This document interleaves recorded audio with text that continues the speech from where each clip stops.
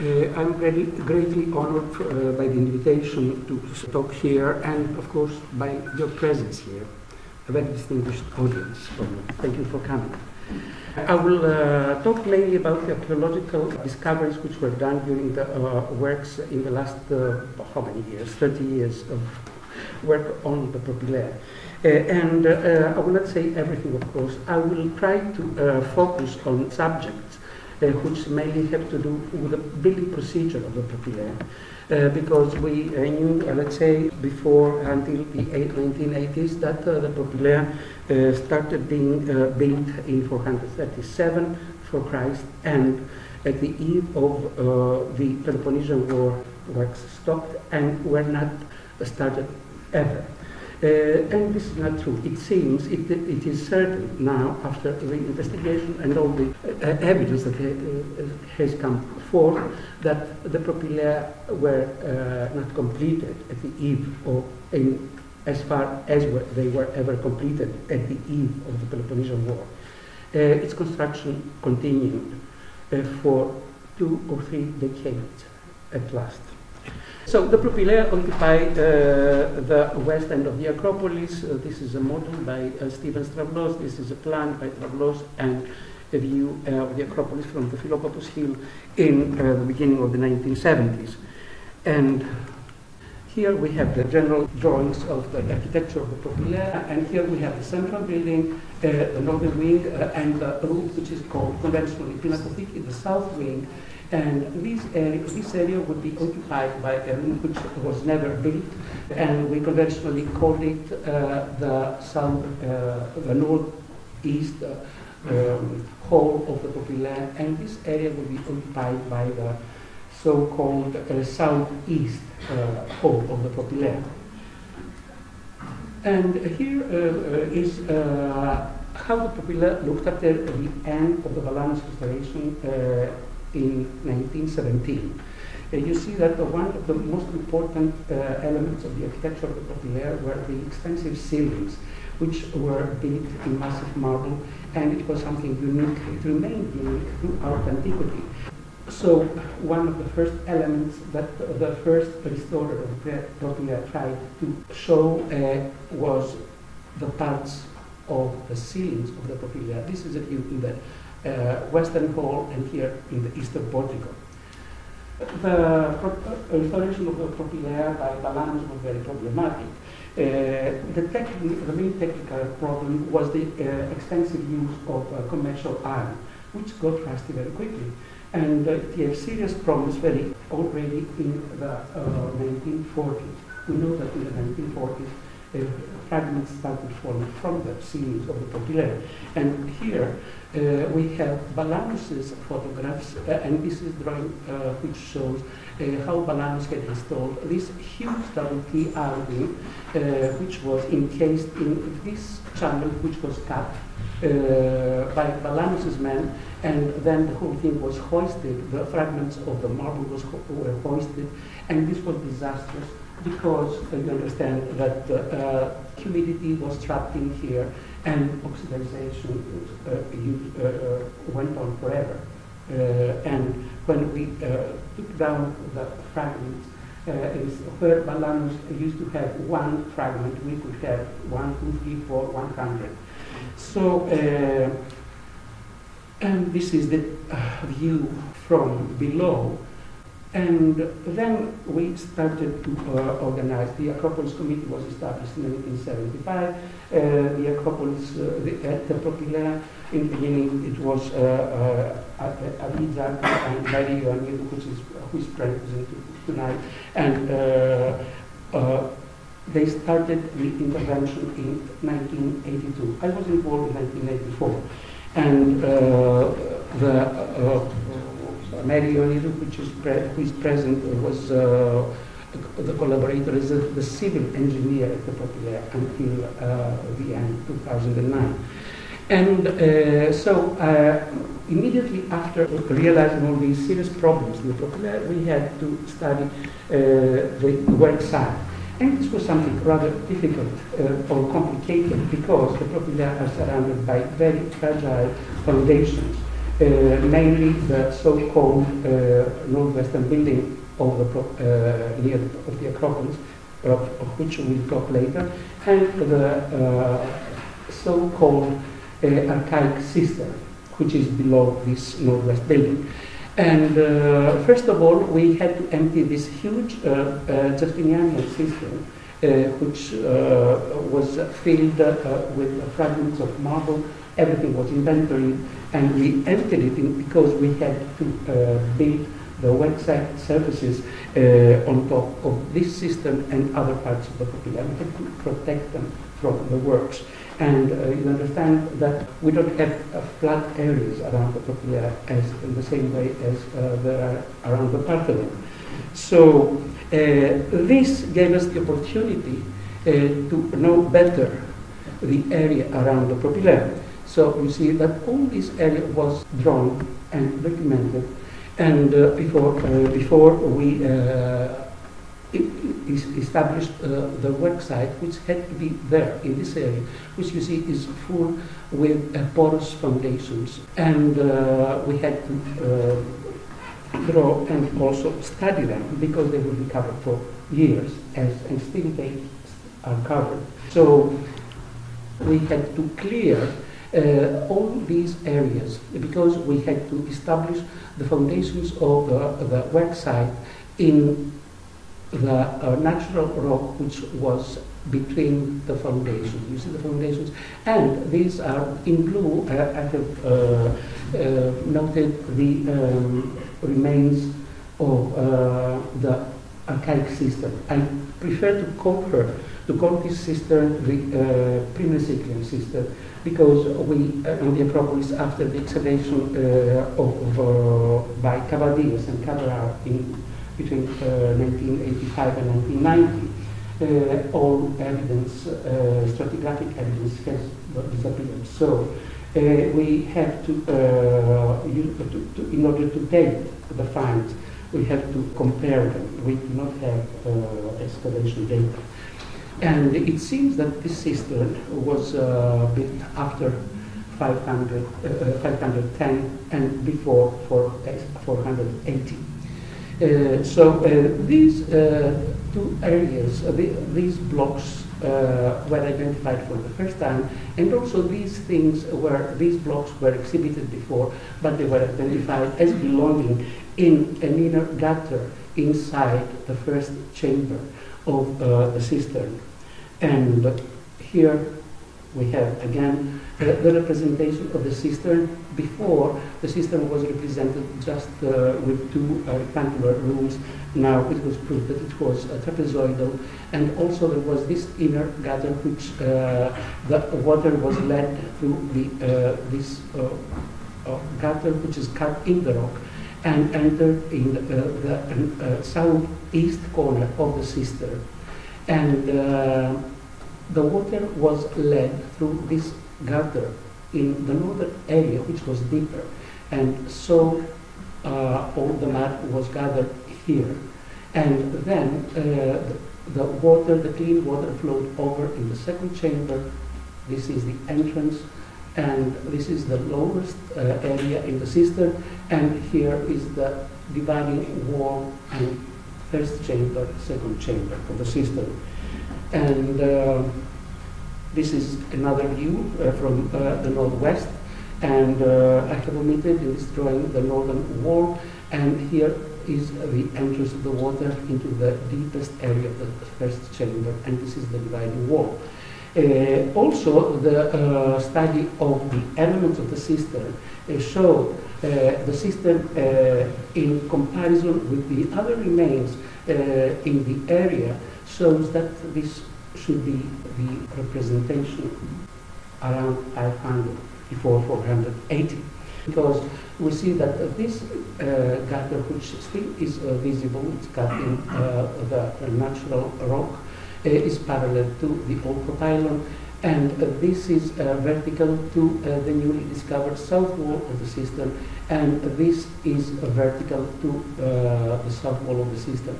And also the levels, this is almost the same level with the older sanctuary of Athens 90, and this terrace in front of the old propylon.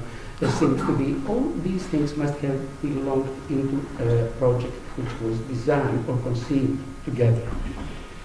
So now we go to the northwest building of the Acropolis. In older times, they believed that these two rooms, this northwest building, we have the foundations here, it is number 2. There were, usually it was represented as having 2 rooms and a portico. And it was believed that when Mexico started building the Propylaea, he built this wall and destroyed this part, the southwest part of the building. But this is not true. The study of the masonry in this area shows that the blocks of the masonry are bonded in a way which proves that the 2 buildings were being built at the same time. And we see the photograph. This is the foundation of the northeast room of the Pinacophyti, of the Propylaea, and this is the foundations of the northwest building. Here is the Propylaea, and this is the northwest building. You see that it's better seen in the drawings. This is the plan, and the colors are not even seen. This is blue, and this light color is the northwest building, and this yellowish hue shows the Propylaea. And you see that in the west face, this is sitting on that. So this is not early. Certainly, it's not early. What comes up in the end is that this building, this southwest building was never finished. The most that could be built is what we see here. This is the parts of the walls which still survive in a very low level, and it seems that there was a kind of fence, a wall. Maybe there was no roof. And here we see the Mesiclian gutter, which took the water from the old gutter, which still survives on the Acropolis, and took the waters out of the northern Acropolis wall, which is there. Because the pre-Mesiclian cistern was not used. It must have been destroyed by the Persians.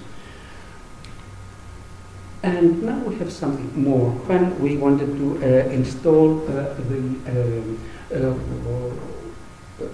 scaffolding in the central building for the erection of the cranes, for dismantling and then the restoration of the building, we discovered, we cleared this area which was filled with dirt. And this had been cleared for the first time by Dinsmore. And he had believed that these 2 cuttings made a part of the cuttings for the foundation of the old propylon. You see the cuttings in this area of the old propylon. And Weller, in the beginning of the 20th century, he represented a narrow old propylon this way. We'll see the drawing later. But Dinsmore, by identifying these 2 cuttings as belonging to the foundation of the old propylon, made it necessary to have a wide propylon with 4 columns nantes. But a very close examination of those cuttings show that this area, this level, was cut for the installation of porous blocks to support the pavement of the Mesiclian Propylaea. It has nothing to do with the old propylon. And here, these 2 cuttings, they are not even on the same line. They are divided by this karstic gap in the middle, and this is ended here. It stops because it stops here, this cutting, because it doesn't want to interrupt, it doesn't want to disturb the foundation for the propylaean stylobates of the ionic columns. So they have nothing to do with that. We have no proof, of course, that the white propylon couldn't exist, but it's not necessary to restore a white propylon. So whether restoration can be correct and the most probable. Again, we have some more things which were studied then in the early 1990s. So you see that here we have the plan between the foundation. We have these two stylobate blocks, but they are not stylobate blocks, they are slabs from the pavement. And what happens here, it is that the stylobate blocks are taller by 3 centimeters than these slabs. And what happened, it seems that Mesiklus had to finish the work with material that was available and couldn't be used. Let's say he had slabs, so he used them between the columns. And we have these gaps which were visible from the outside. So it was not something that did not matter. It mattered, but not very much. So it was kind of compromise. And you see, we have these lumps of lead or some projections of the upper one of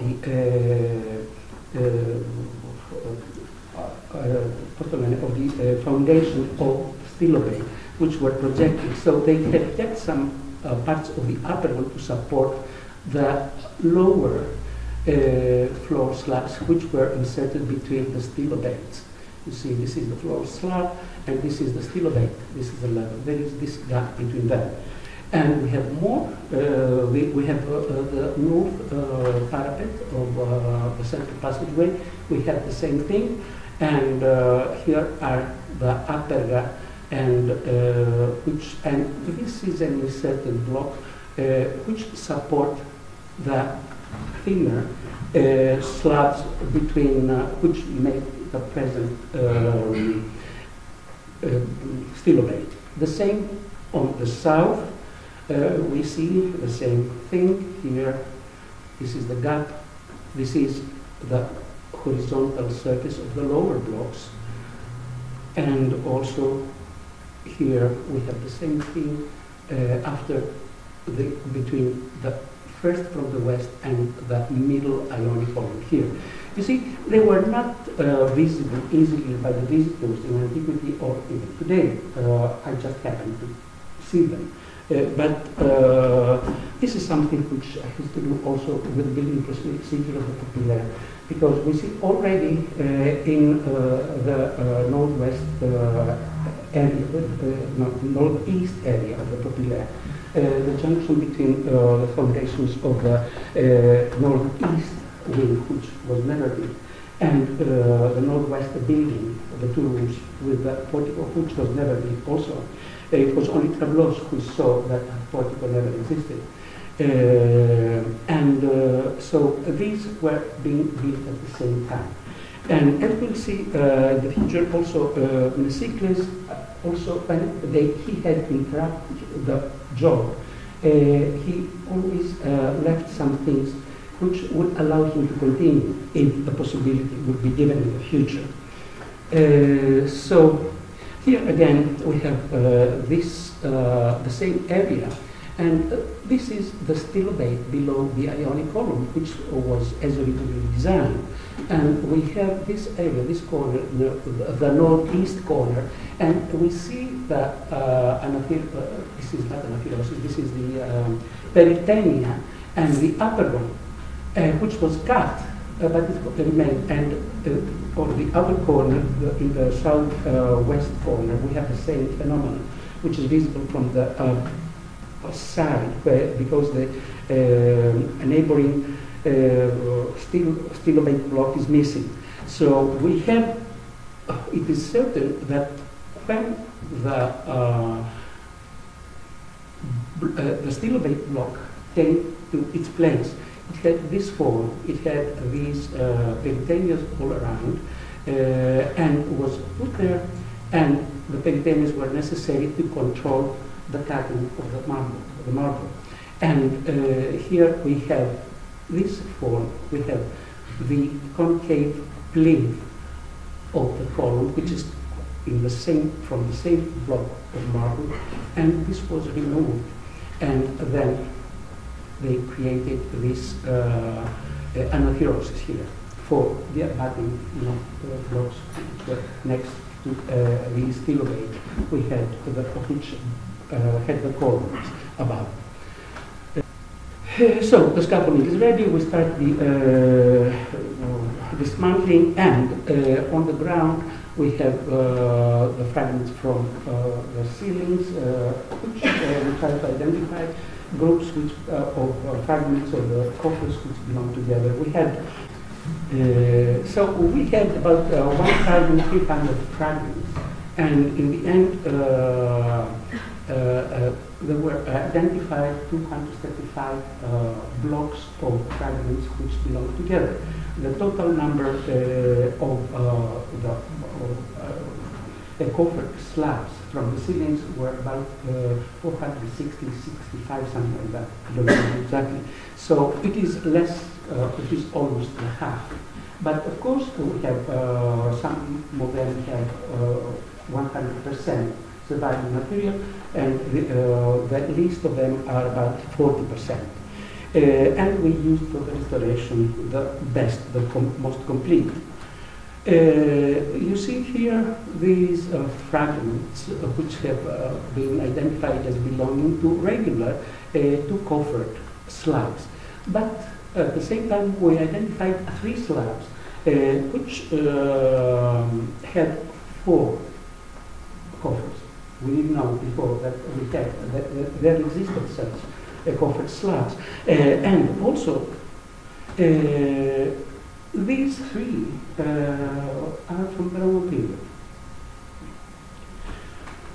Of course, we have some more material from the Roman period on the Propylaea, and we don't know if this is a Roman period or late Hellenistic, but we have different craftsmanship and details.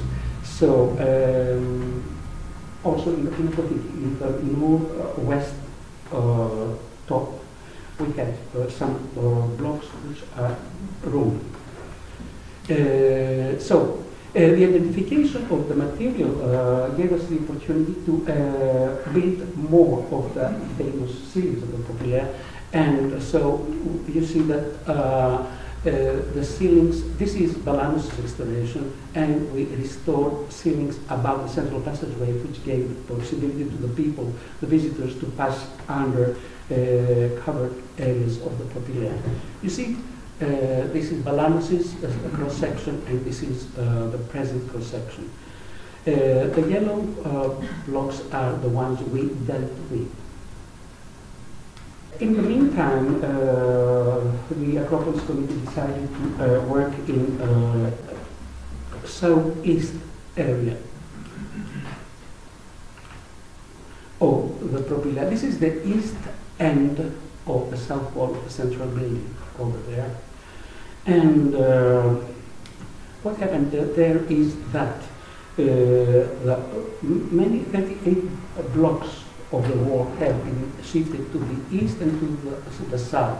I mean, you see the documentation of how the blocks had been moved, and this was due to an explosion of gunpowder sometime in the 17th century. We don't have any written evidence, but from the characteristics of the movement and the little structures that were there, this must be the time of this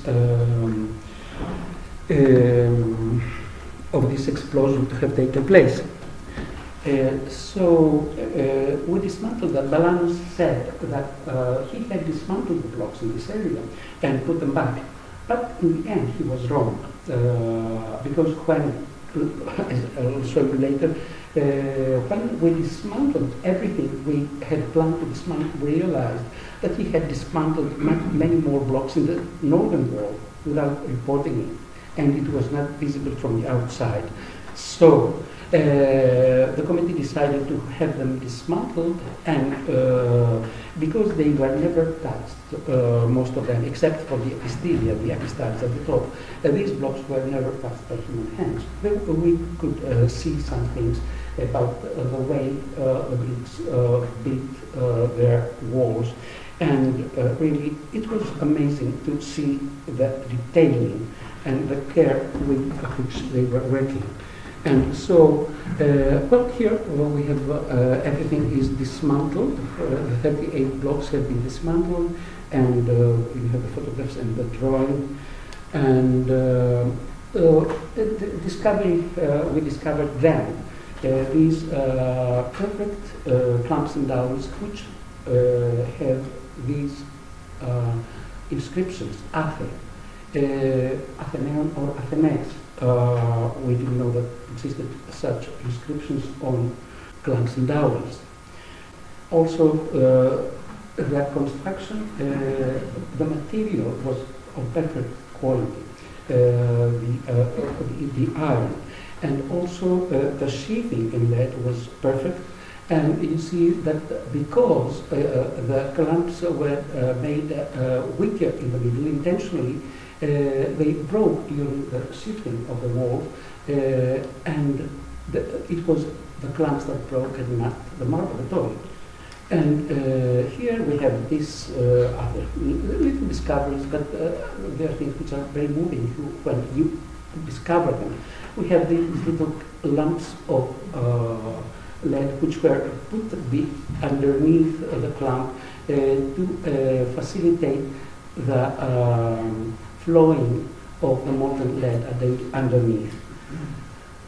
Also here we have cuttings on this block Maschaleios. You see it has an L, this is an L-shaped block which is in the junction of the south wall and the door wall of the Propylaea.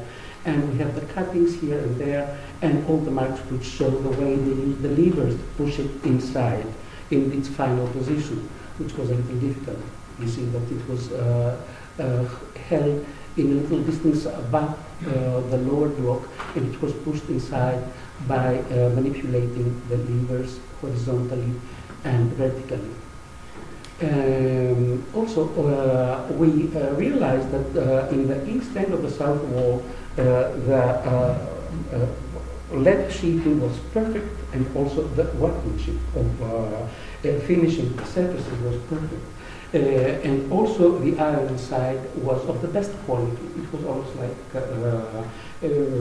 stainless steel. And even in the cases that the clumps and dowels had been deprived of the sheathing, they were outside, they had very thin layer which was red, but inside was black. It was wonderful. In the middle of the northern wall, we saw that although the sheathing was intact inside, the iron was rotted. So this means that we have not just different workshops, but we have also different material. The iron is coming from different ores. And it might have to do with the procedure, with the period before the Peloponnesian War, and because we know from the modern studies that the best iron came from Laconia, or areas which were controlled by Sparta. Maybe these are later, and the Athenians did not have access to the best ores of iron. Here we have, well, this is a photograph when everything, all the blocks had been dismantled. I mean, it is 275 blocks in the which had been dismantled from the building. And here we have the areas which were removed by Balanus, dismantled by Balanus, without reporting them. They were never reported. And the Athens were instead much work to the one we had planned according to all these budgets and timetables. So Some more little details which we discovered is, these inscriptions which show the exact position of each column run in the building. This is the name of the column, the fee, and the number of the lines shows the exact position of each column run in the column. And this is one of the many repairs, patches, which were done during the construction. There must have been a damage in the iris, and then they made this patch and inserted it with no mortar and no clamp or dowel. It was put in so that it could not go out. It was wedged in a way, you understand? The shape was so that it couldn't be taken out on Balanos Day.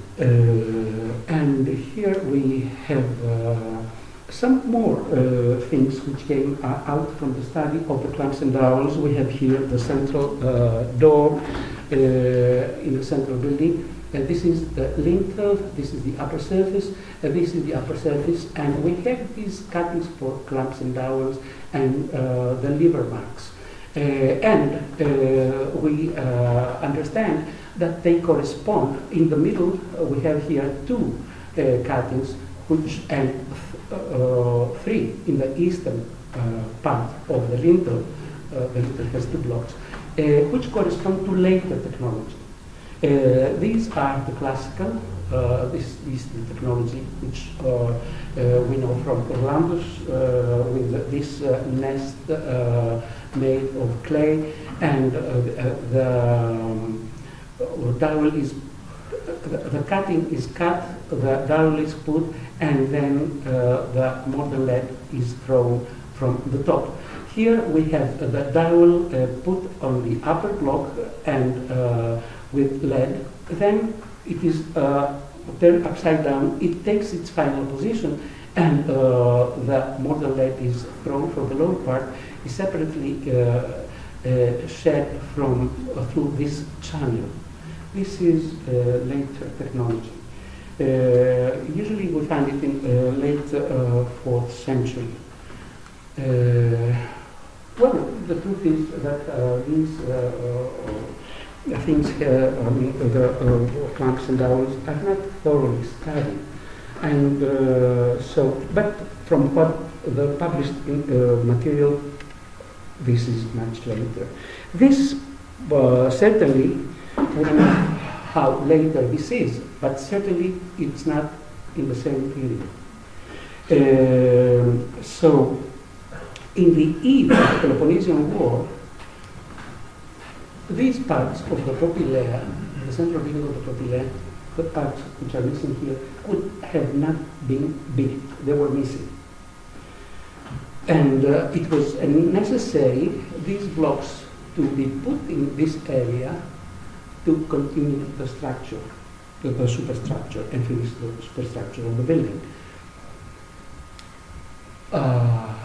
Now we go to the capital. Well, the capital was another challenge because we decided, the committee decided, and I agreed, we agreed that we shouldn't put up the fragments of the original fragments of the Ionian capital because they were very fragmented, they were exposed, and they are very valuable pieces of sculpture. So, and also, it would not be structurally sound to put all these fragments together with nails at the top. So, we had to make two new capitals, and these are the drawings in natural scale of the capital, and so all the details were studied from the fragments. And these were very necessary. They were indispensable for the construction of the new ones, because we realized that in the end, what could be controlled through geometry was identical in all the 6 capitals. So we see that having the drawings, we could identify fragments, and these are the 2 groups which are richer in fragments. And here we have, this is the richest group. And these are the drawings which show exactly where the fragments go in the outline of the volume of the capital. And well, the details which helped us to identify the fragments which belong to the same capitals, such details, sculptural details, were identical in all the fragments. In each capital, all these details were identical, but they differ from capital to capital. And also there's some other things, let's say traces like these, and here we have two peripheries, two secular cimea. In other areas we have one, and the diameter is slightly different. So we could identify fragments using these. And also here you see we have these traces from a gun. This was hit by a gun before it was broken. So these fragments could be put together having these later traces in mind. And so also we realized that whatever could be controlled with geometry was from what we started, but later all these sculptural surfaces had to be copied, and in a way we had to recover the technology of making carving a composite architectural member from a paradigm, which we know in ancients did. So we have this instrument for the pulvinum, and here we have all these detailing, and we use templates, because you understand that this evolution of the volume changes every millimeter, so we had to control with templates every base of the carving here and here too, and more details from the carving of the capitals. And here also you see that the geometry here in the echinus, we had to make them work together with the planes of the volumes and also with the abacus. You see all the detailing. This had to be done before the tracing and the carving. And in the end, this is the finished detail from the capital, the first capital, and this is the finished capital, and then up in the building, the ceilings. This is the end, let's say, of the restoration of the central building, the project which had started in the 1980s, and this was completed in 2009. Now, but in the meantime, 19 architectural members blocks from the south wall, from the superstructure of the south wall, had been identified. No, it is 17, and they were, after the project, they could not be incorporated in the previous project. So after the end of that project, they were put up, and the south wall has gained 4 more courses at the top. These are new. All the rest is old materials, you see. And this is a copy of the Thanos, which is in the British Museum. And let's say a few things. Let's say all these years, work was done also in the northern wing. Unfortunately, the study in the northern wing will not be realized now. But there was serious work and serious identifications and new information about the superstructure had come up. So here we have the identification, one of the examples, let's say, the identification of the blocks which belong to the cornice. And also there are more blocks, but here you see one example, and here we see the reconstruction of the ceilings and roof according to the cuttings in the marble, which became evident after the identification of the blocks. So we could reconstruct very accurately the wooden ceiling and the roof. And something else which was also very important, and we have other evidence which I do not speak about today because there were things which have been discussed before. But here we have these cuttings for dowels, which would hold together the horizontal ceiling, all this structure over there, with the western wall, because it seemed that Messicles had fear of the horizontal thrusts in the west end of the Pinacotheki, and you know that the southern, the western part of the building is very high. So it is the first time, it is the only, the first time, the oldest, how to say, evidence in antiquity that we have that an architect or an engineer had conceived the idea of horizontal thrusts in the ceilings. Also, here, this is the proposal, let's say, for the restoration of the complete restoration of the northern wing. This will not be realized in the near future, anyway, but it will be restored with only 15% new material. And now, in the last 3 years, the restoration of in the south wing is going on, and there we are restoring the building, the superstructure, with only 11% new material, because let's go there. So we have the south wing, and so the material of the south wing had been identified, studied first time by Richard Born, then by Woods, who died very young and he didn't publish anything, but Dinsmore also, he published some wonderful things, like this article in AJA in 1910 about the gables of the Propylaea, and also Bergfeld. The problem is that they studied the material, and correctly, most of them were identified it correctly, most of it. The thing is that it was never really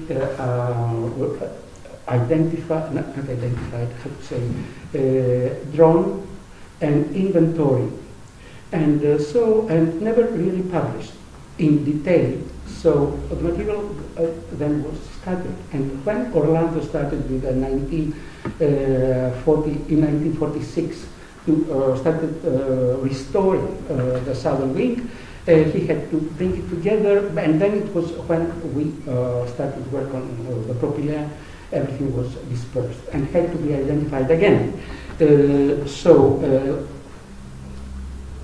These are the proposals, let's say, for the restoration of the southern wing.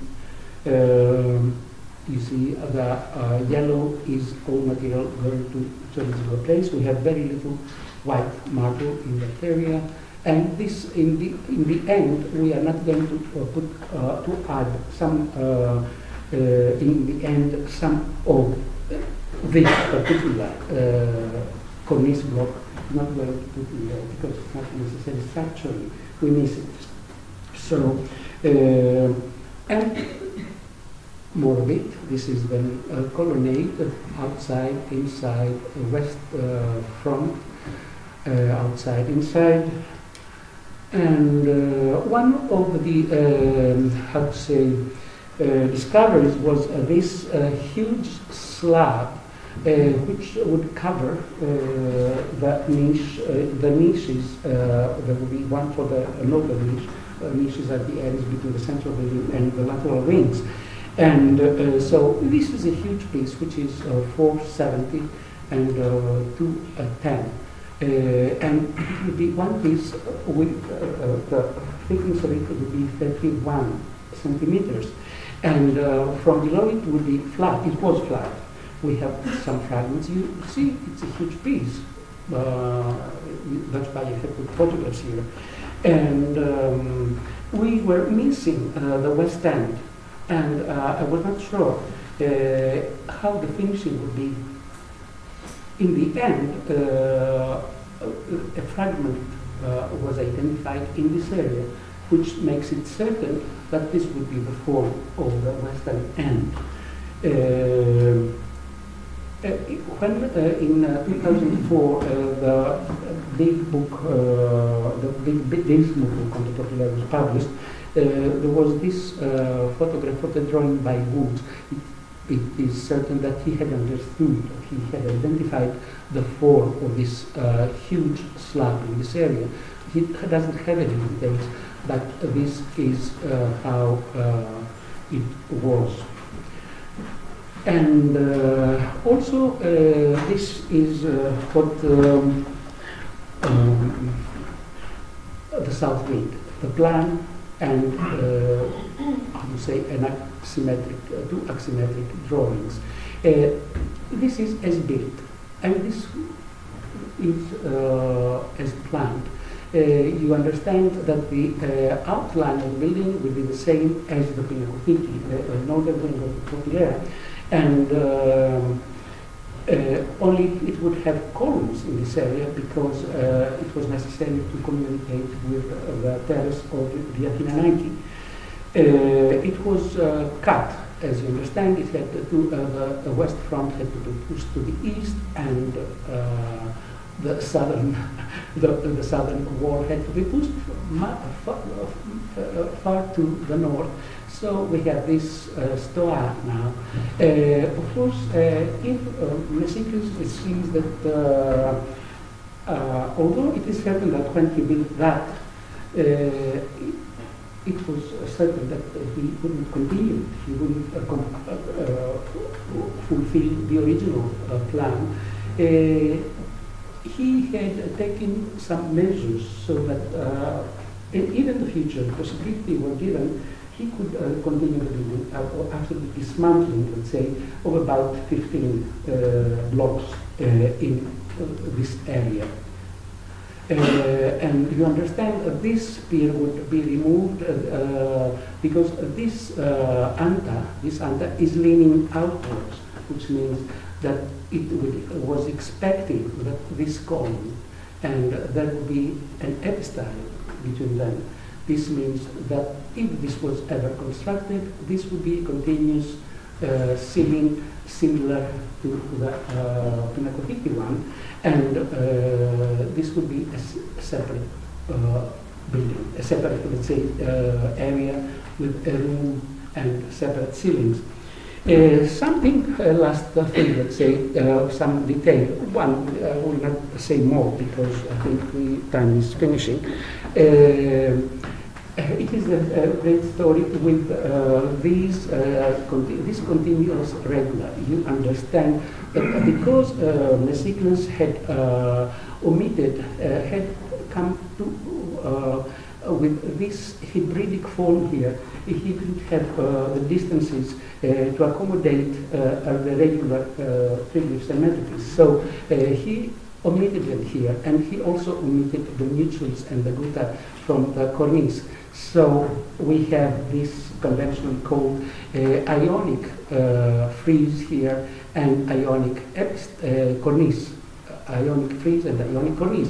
But here he put a continuous regular with a continuous row of gutta. And this is what Bond had drawn.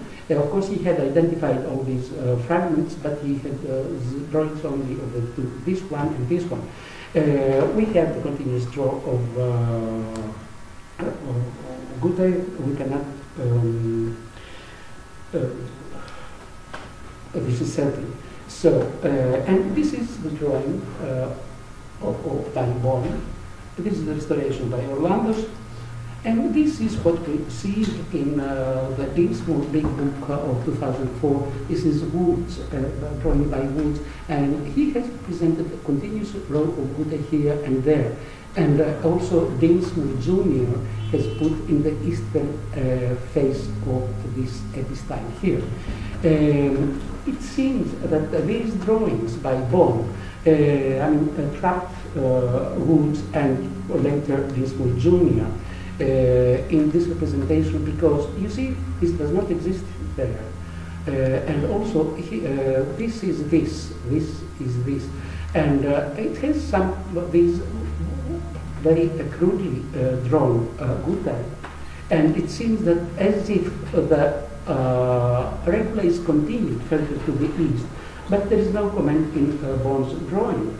But having this, it seems that Woods or other people thought that there would be Gutta everywhere, and so this is it, and it doesn't seem to have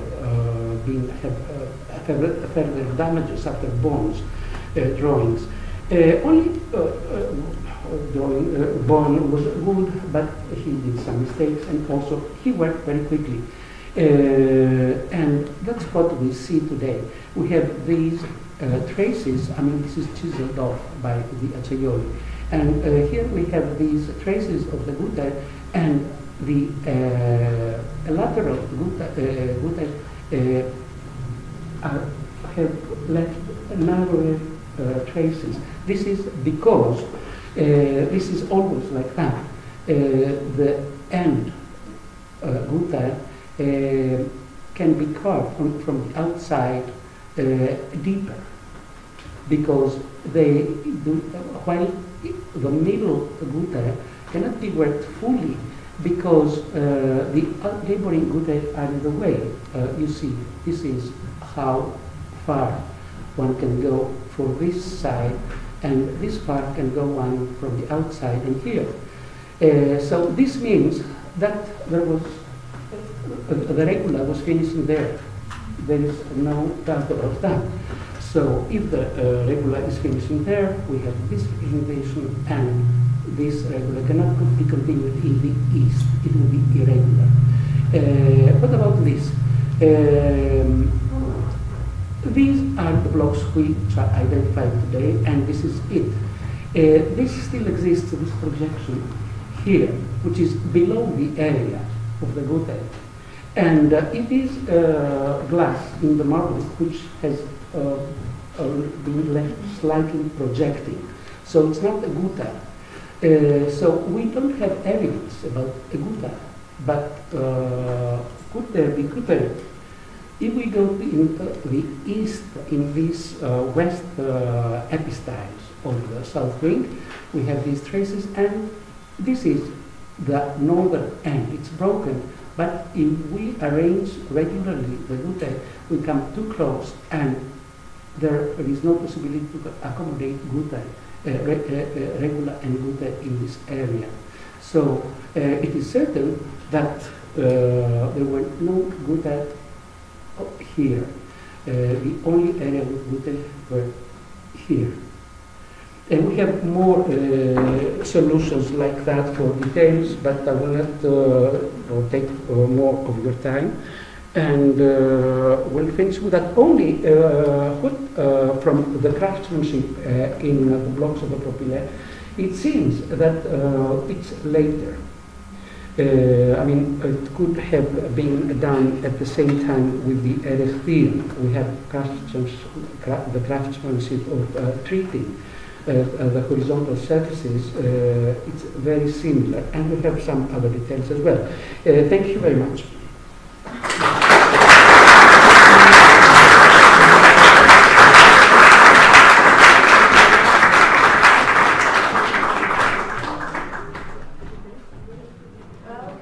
Thank you very much, Dr. Tanoulas, for